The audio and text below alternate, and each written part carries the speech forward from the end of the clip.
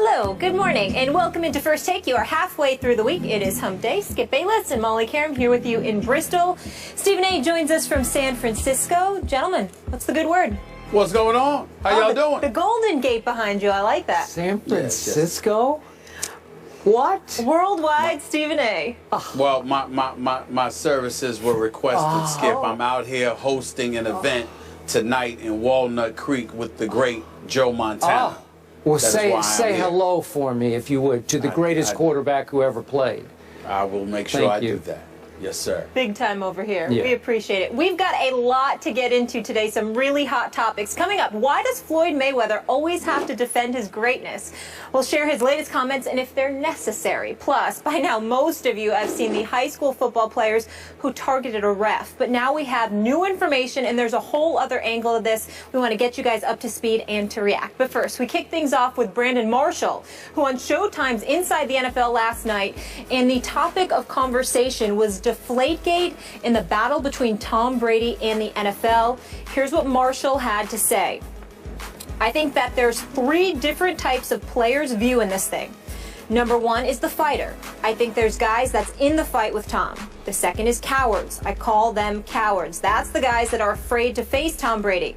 They want him suspended. I don't believe in that. And the last type is the race card. There are a lot of players out there that believe that white players, specifically at the quarterback position, are treated differently. It's not just African American players. I've had this conversation with Caucasian players as well. The most important part of this whole discussion is for the process for the players. They just want the process to be fair and right. They just want to get it right.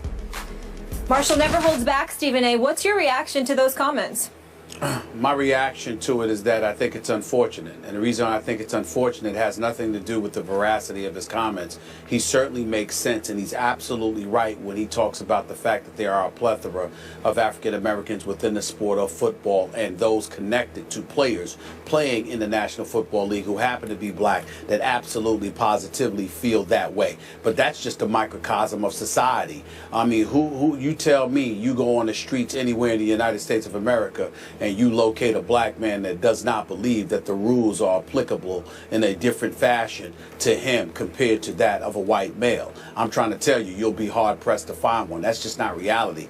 Everyone recognizes in the United States of America, particularly when it comes to white male, that there's a different standard upon which they're held. So when you look at it from the perspective of what what Brandon Marshall is saying from a macro perspective, he's absolutely right. But Skip Bayless, the reason why I would label it unfortunate is because at the end of the day, if you're working there for Showtime, if you are a football player within the National Football League and you happen to be black and you use the Tom Brady analogy to bring up racial disparity, it simply doesn't hold water. And these are the kind of things that hurt us in terms of addressing the issue of inequitable treatment because it simply makes no sense and it doesn't hold water. When you look at Tom Brady, you're talking about an individual that is being pursued by Roger Goodell in terms of a suspension because of deflated footballs. Well, guess what? When you think about the black males that have gotten in trouble with Roger Goodell, domestic violence, domestic, assault, weed all the time, smoking weed, getting suspended for those transgressions, what have you. Deflated footballs are simply not comparable to that. Now, I do understand that Brandon Marshall didn't mean to bring attention to Deflategate and compare it to what he was alluding to in terms of bringing those comparisons into the equation. But the fact of the matter is, if you're somebody not just outside of the black community, but inside the black community, when you hear his statements, ultimately you're going to compare Tom Brady and the issue of deflated footballs to some of the transgressions some of these black players have found themselves in. And there is simply no comparison. Deflated footballs or not, Tom Brady has been a model citizen. He has been an ambassador for the National Football League.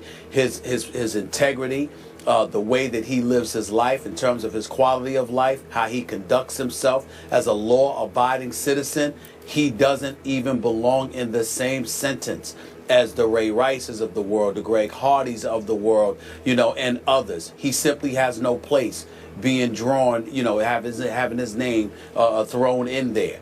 And by Brandon Marshall making the statement that he made, although from a societal perspective, there isn't a black person worth their salt that can even remotely deny the veracity of his comments, this was a bad example to use it from.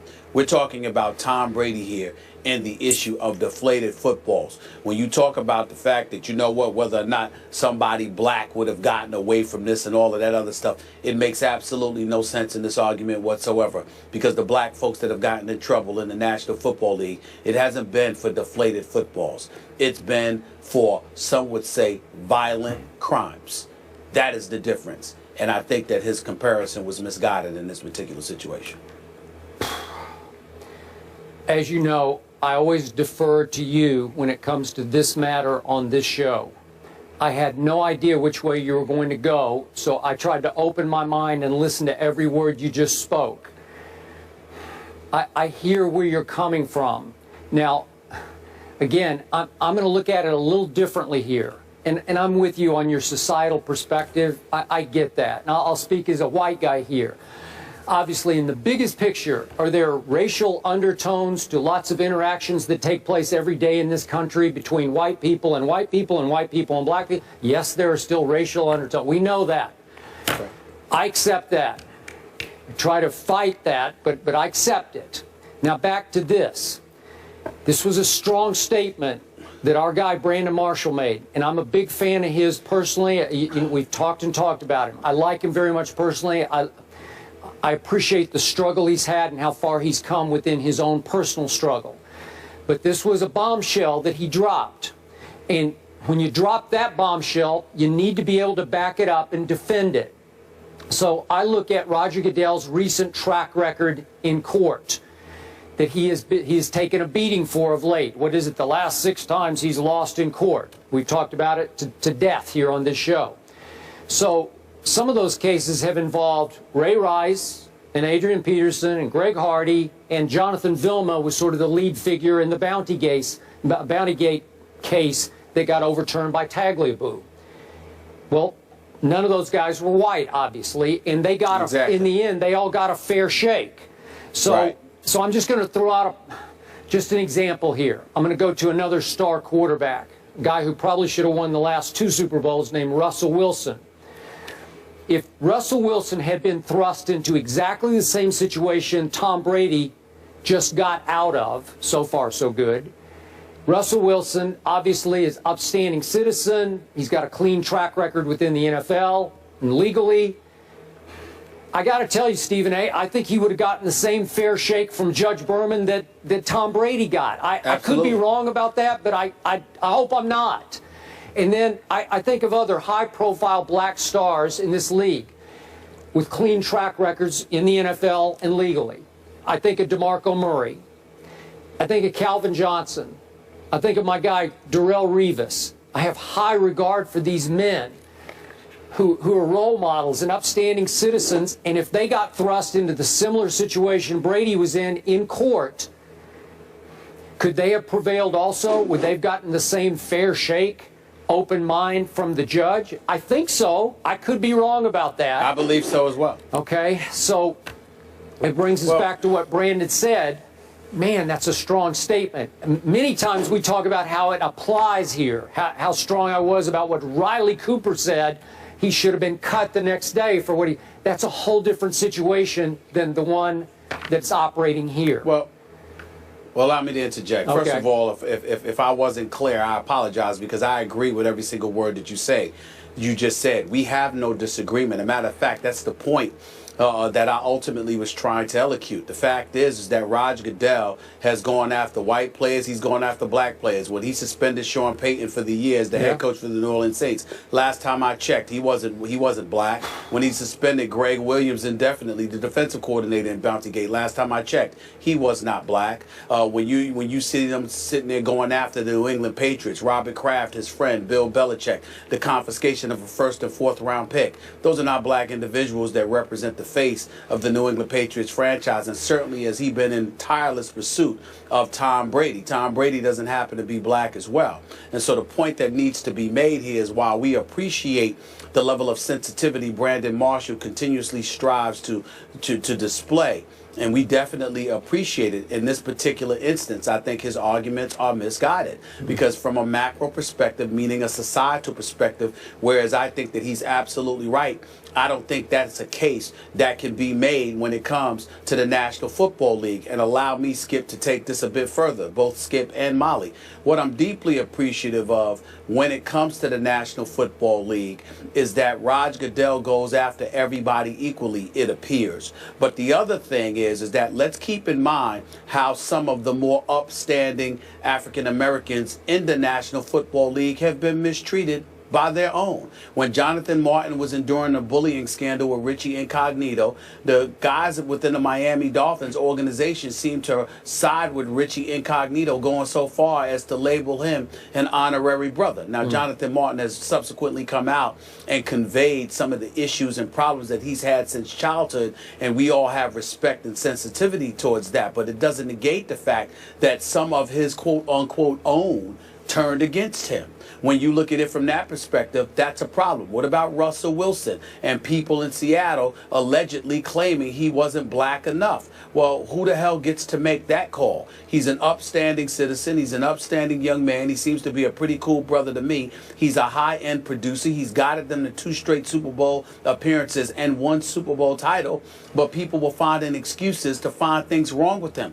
Those were not white people. Those were black people. Yeah. And so when we look at it from that perspective, we have an obligation, at least I feel I have an obligation, to highlight the fact that far often than not, you know, the few guys that have acted up, they're not representative of the vast majority of black men, not only in the National Football League, not only in professional sports, but in our society, who actually know how to act like they have some damn sense, who actually do behave themselves and conduct themselves like civilized, model citizens. And a lot of these black professional athletes are incredible, incredible role models. The few that act up stain us as a community and give the impression that the problems are far more insidious than they may actually be. So Brandon Marshall saying what he said, again, he picked the wrong case to make that argument, because all it has done is highlight the discrepancy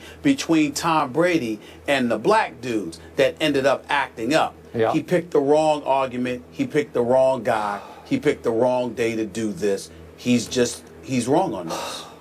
But what did give me pause, Stephen A., is that Brandon referred to conversations he's had in his own locker room and with several players around the National Football League.